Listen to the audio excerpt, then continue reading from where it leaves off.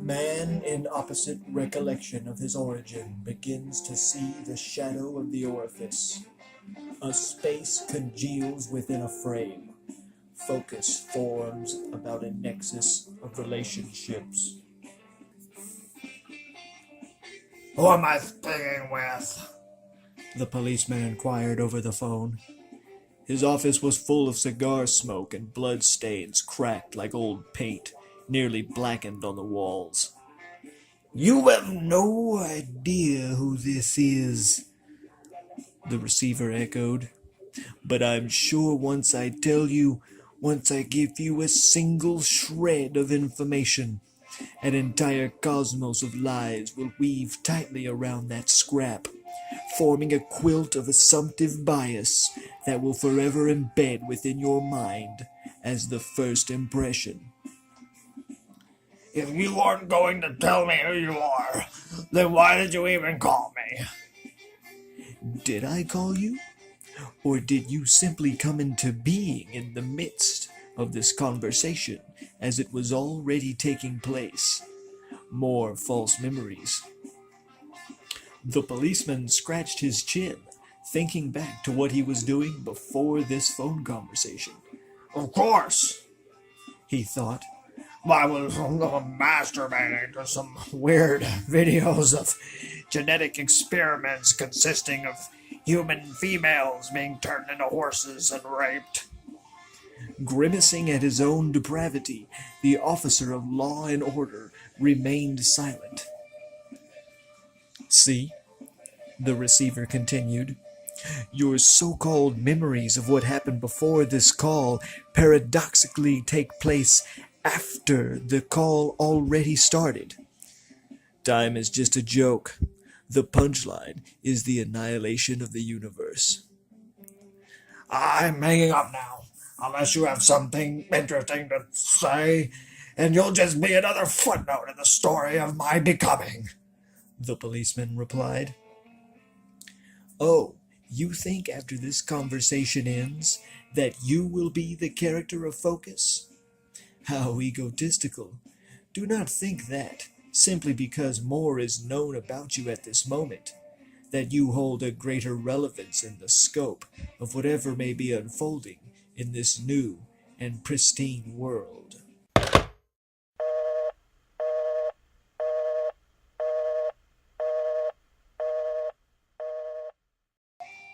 Something has to happen now, or nothing has to happen. But you'll know one way or the other the very moment that you know, upon seeing either more or no more before you. The mysterious man on the phone was a serial murderer with no MO and no fear, a sick pervert with only enough empathy to envelop his cock and balls. The other was not a policeman. Roger, the non-policeman, detonated the explosive device via Siri on his iPhone. Siri. Yes, Roger. Blow it up. Yes, Roger. Blow up it has been. Schedule me a pickup at home address. Preference of white sedan. Wait just a moment, Roger. Roger then began to put on his socks, which had gotten wet earlier and were hanging on the space heater to dry. Your pickup has been arranged. A white sedan will be at your home address in about 6 minutes. Thank you, Siri. No need to thank me, Roger. It will not improve my performance in any measurable fashion. In fact, it only wastes valuable time. I think you... Shut the fuck up, Siri. Yes, Roger. Little did Roger know that his explosive device would not be nearly as devastating as he would have hoped. The policeman did not die from it, but was merely heavily wounded. It was the phone, you see, sent to him express, fully charged, and rang as soon as it landed from its parcel into its stubby hand. He greeted the delivery man with an unzipped fly, as he was previously masturbating to sci-core gene porn, although that wasn't manifested as an event until after its recollection. Funny how things are not what they are built into appearing to be.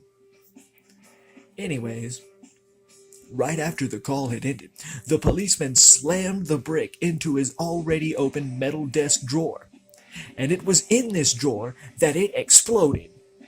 This caused some gruesome wounds to open up on his thighs and stomach, but unfortunately, his stubby hands were acting as a shield at that time for his genitals.